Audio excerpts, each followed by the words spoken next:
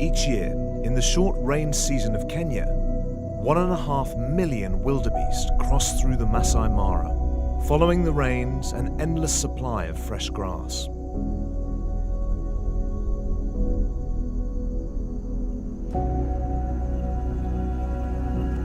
From the sky, they look like a swarm of ants.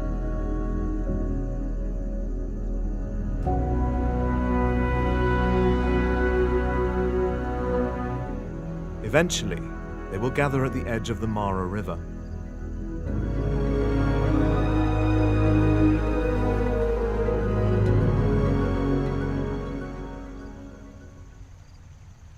The pressure to cross is intense. They must cross the river in one of a few safe spots in order to reach the new long grass. By the time they reach Kenya, the young wildebeest have already grown horns. They are physically capable of crossing on their own, but they're nervous. Crocodiles in the water could very easily take a full-size wildebeest as a snack. With an incredible 16,000 Newton bite force, as soon as the crocodile grabs the wildebeest, chance of survival for the wildebeest is slim to none.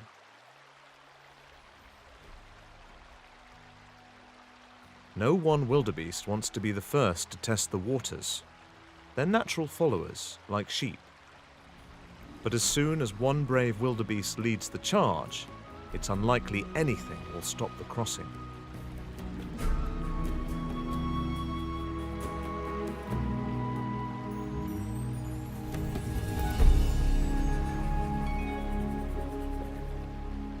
Hundreds of wildebeest, often thousands, will cross the river at once.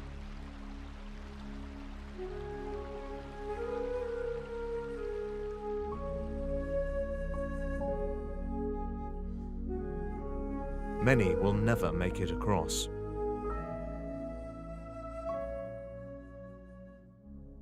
If the waters are high, wildebeest may be swept away and drown. Others become food for crocodiles. It's a small crossing. The crocodiles notice the wildebeest, but it's too late for them. The wildebeest make it past safely. They have joined several other animals that live on this side of the Mara River. Zebra, impala, Thompson's gazelle, topi, and many others.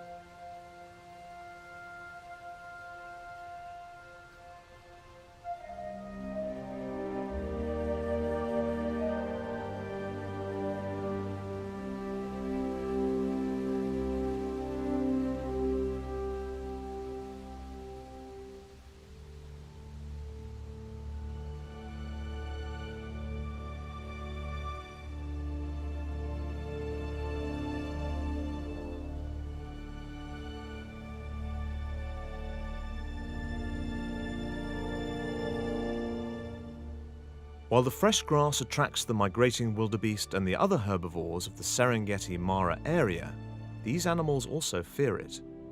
It's the perfect cover for some of the most dangerous animals on the entire planet. While the seasons bring incredible amounts of the food for the wildebeest themselves are exactly the same thing to lions.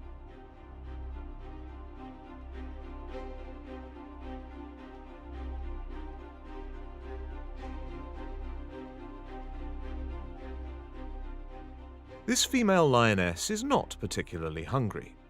She and her 3 sisters are very well fed this time of year. They have many wildebeest carcasses to feed from, but regardless, they have decided they want some fresh meat. They single out one wildebeest from the herd.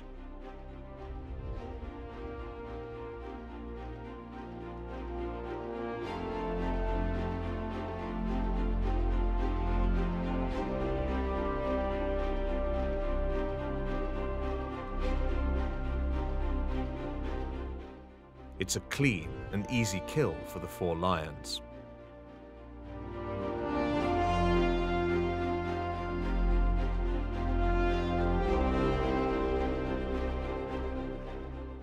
Lions first suffocate their prey by attacking the throat area. It's gruesome, but very quickly the suffering of the wildebeest is over. It's now food for the lioness and her sisters.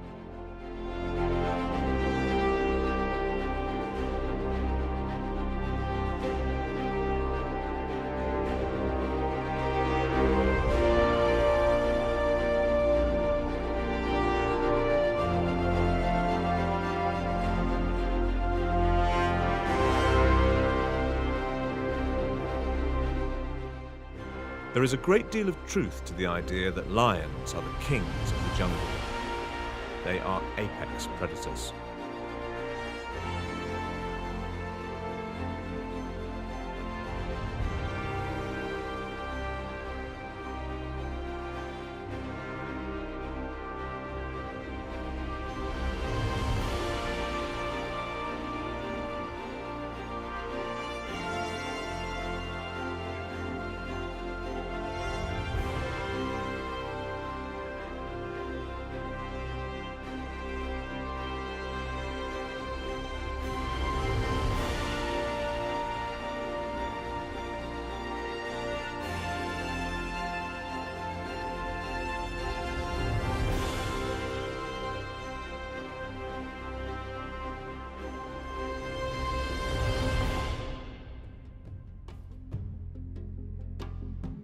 But lions are not the only predatory cats that live in the Mara. At the bottom of the predator hierarchy, cheetahs. These beautiful cats hunt the smaller prey species of the Mara. Thompson's gazelles are often a favorite meal. This female cheetah has 4 cubs she must raise, but being a mother is not an easy job. Almost any predator in the Mara can steal a meal from a cheetah or even kill a cheetah cub. She must frequently poke her head out of the grass to make sure no other predators are around.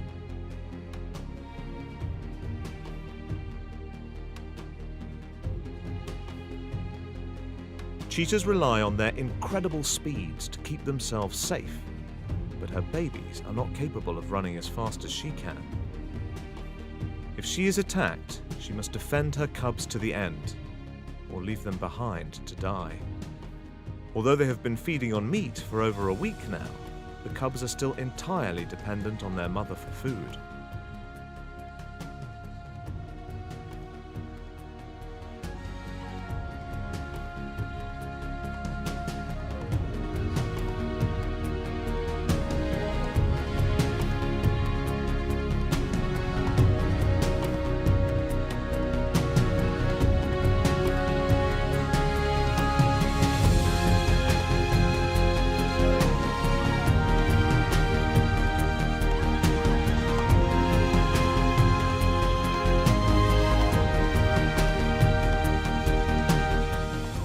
When it's time to eat, she leads her cubs out into the open plains.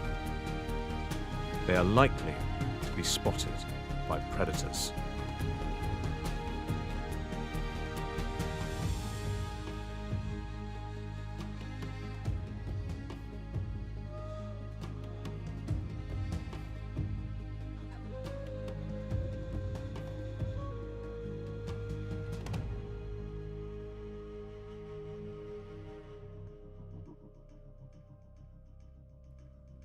Jackals. They notice the cubs. Despite being rather small predators, for them, cheetah cubs are an easy target.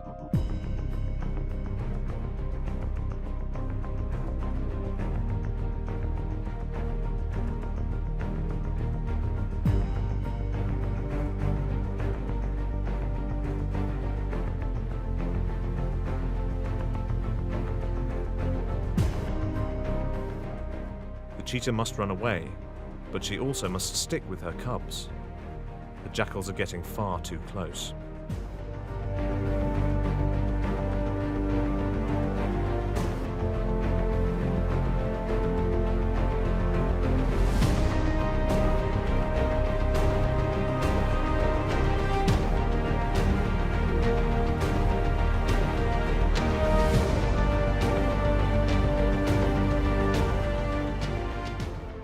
Normally, human intervention is highly discouraged in the Mara, but the situation is too dire. The park rangers must chase the jackals away.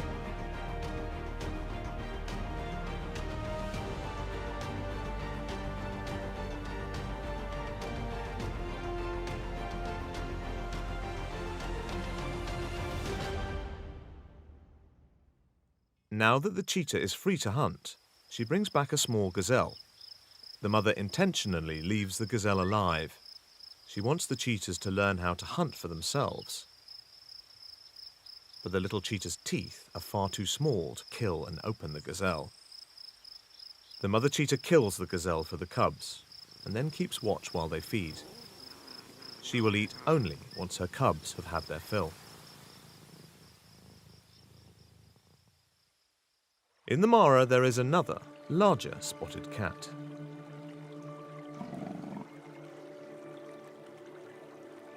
The leopard.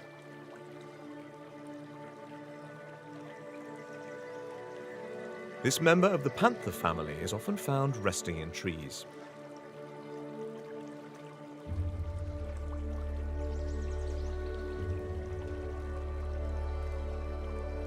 It's slimmer than its cousin from South America, the jaguar.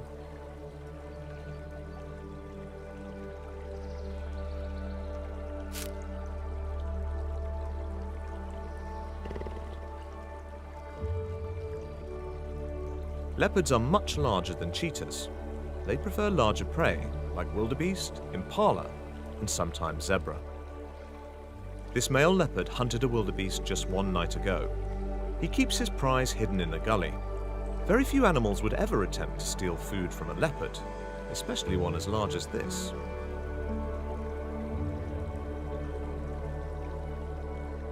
But not all animals. The leopard is only a few meters away in the trees, but this hyena isn't deterred. The hyena takes as much food as it can before the leopard can chase it away. Although hyena may look like cats or dogs, they are actually more closely related to bears.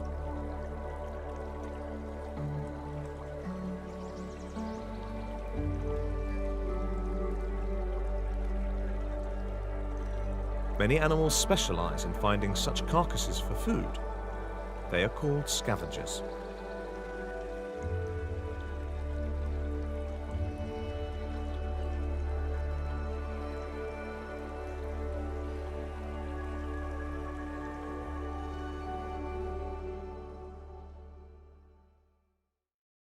There's another crossing of wildebeest happening at the Mara River. This wildebeest appears to be swimming the wrong way, but it's not swimming at all. Something is pulling it from underwater.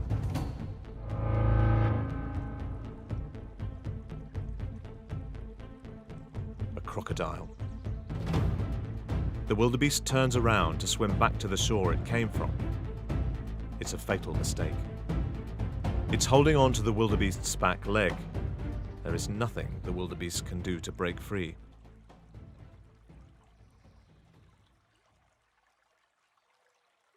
Watching from the top of the hill is an incredibly rare leucistic blonde zebra. So rare that until 2009, there was only one alive on the planet. This may very well be the only adult of such color in the wild.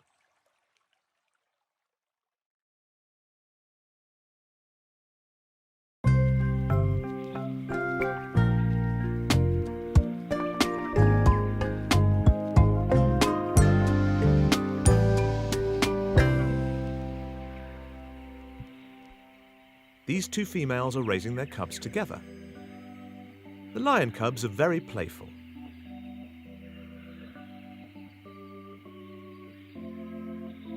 It's the perfect time to raise their young. Food is plentiful.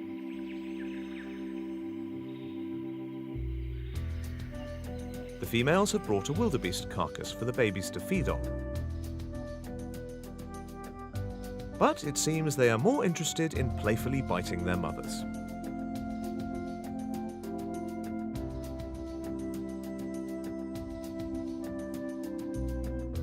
As long as the lionesses protect the babies from hyenas and keep them away from crocodiles, Only one animal threatens the safety of the lion cubs.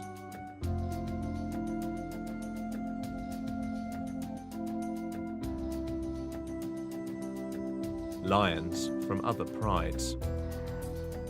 When food becomes more scarce, lion prides may have to travel farther in search of food, and territorial battles may ensue, which are often deadly for the cubs of the losing pride. But for now, these cubs and their mothers appear to have a bright future ahead of them.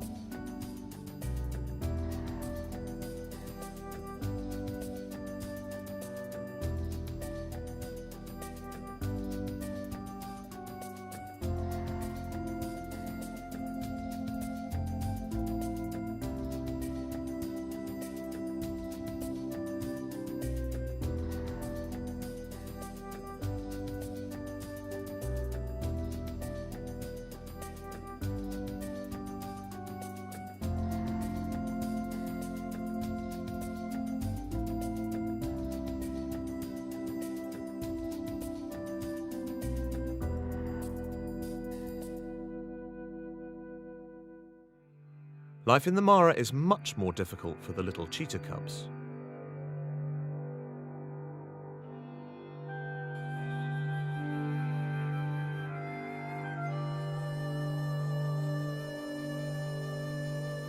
It's the next morning, and the cheetah is preparing to hunt. She and her cubs must eat once again.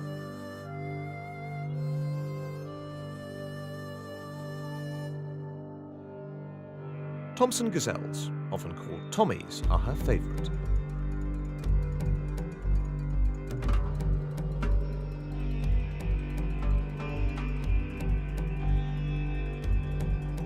They're fast. Even the young ones can reach speeds up to 65 kilometers per hour, and they can maintain such ridiculous speeds for over 20 minutes.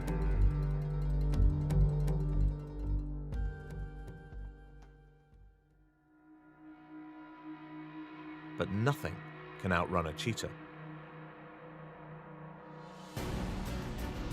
A cheetah 100 meters away could catch up to a gazelle running away at full speed in just 6.5 seconds.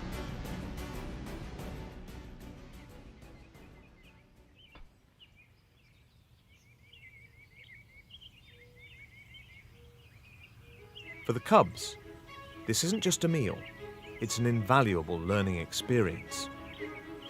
If they're unable to properly stalk and hunt prey, they could very well starve on their own.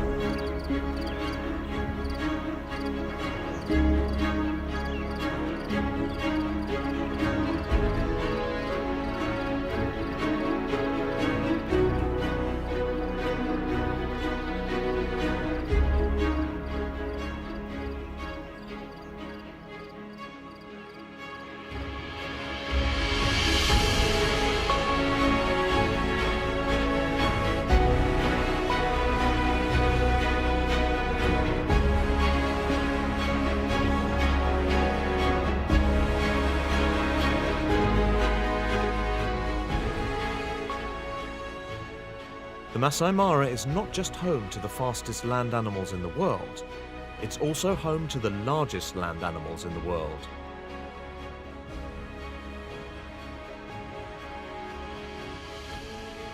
Hippopotamus,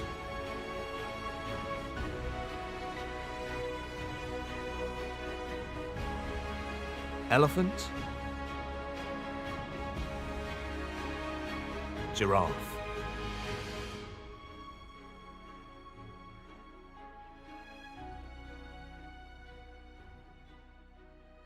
They all play important roles in this incredibly diverse ecosystem. Most of the large animals are herbivores. Even despite the hippo's gigantic teeth, they primarily feed on plant material and usually only use their canines for defense.